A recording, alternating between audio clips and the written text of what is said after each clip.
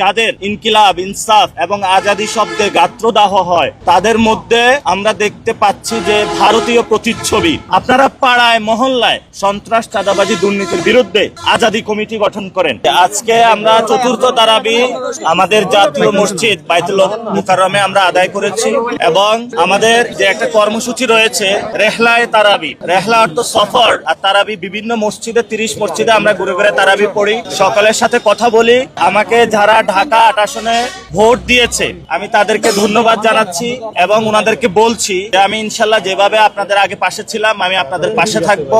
আমরা সন্ত্রাস, চাঁদাবাজি, দুর্নীতির বিরুদ্ধে ইনশাল্লাহ লড়াই করে যাব এবং আমাদের যে ইশতেহার দিয়েছিলাম ঢাকা 8-এ শহীদ ওসমান হাদি ভাইয়ের হত্যাকাণ্ডের বিচার সহ যে বিষয়গুলো আমরা প্রতিশ্রুতি দিয়েছিলাম সেগুলো নিয়ে আমরা কাজ করে যাব ইনশাআল্লাহ। এবং আপনারা আজকে দেখেছেন একজন মন্ত্রী বলেছে যে ইনকিলাব শব্দ নিয়ে আপত্তি তুলেছেন ওনারা। আমরা বলবো যে ইনকিলাব, ইনসাফ, আজাদি এই সকল যে শব্দ রয়েছে এই সকল শব্দ আমাদের জীবনের অবিচ্ছেদ্য অংশ। কারণ এই শব্দগুলোর মাঝেই আমরা ভারতীয় আধিপত্যবাদের বিরুদ্ধে এই শব্দগুলা দিয়ে দাঁড়াই। এই শব্দগুলোর মাধ্যমেই যারা আমাদেরকে চাঁদাবাজি, সন্ত্রাসী এবং দুর্নীতির মাধ্যমে বাংলাদেশে অত্যাচার করতে চায় আমরা এই শব্দগুলা বলেই তাদের অত্যাচার বিরুদ্ধে দাঁড়াই ইনশাআল্লাহ।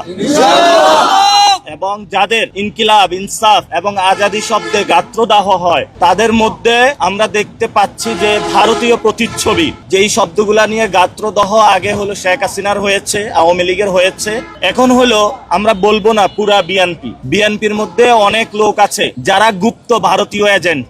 এদের হলো ইনকিলাব, ইনসাফ, আজাদি শব্দে চুলকানি শুরু হয় যে আমরা ঢাকা 8-এ একটা ইনসাফের রাজত্ব কায়েম করতে চাই। তো ফলত ওরা আজকে বলছে যে ইনকিলাব মঞ্চ কি? ইনকিলাব মঞ্চ হলো সেই জিনিস যেই জিনিস আপনাদের চাঁদাবাজি, সন্ত্রাস, দুর্নীতির যে মসনদ আছে সেটাতে হলো আগুন ধরিয়ে দিয়েছে।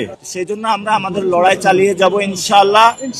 এবং আমাদের ইলেকশনের যে সিস্টেমটা রয়েছে এই সিস্টেমের মধ্যে অনেক ভুল ত্রুটি রয়েছে। অর্থাৎ এখানে চাঁদাবাজ, সন্ত্রাস, দুর্নীতিবাদ যারা তারাই সংসদে যাওয়ার সিস্টেম, এই সিস্টেম পরিবর্তন করতে হবে। জনপ্রতিনিধি জনগণের হবে, কোনো দলের হবে না, কোনো ব্যবসায়ী গোষ্ঠীর হবে না, কোনো দেশের হবে। এবং এই যে ডক্টর ইউনূস উনি যখন বিদায় নিল বিএনপিকে এত সুযোগ সুবিধা দিল এবং বিএনপি গণ অভ্যুত্থানের পরে সবগুলা মানুষ জেলে ছিল, যারা জনগণ বাংলাদেশের তাদেরকে মুক্ত করে দিল, তাদেরকে একটা ধন্যবাদ দিল না তারা।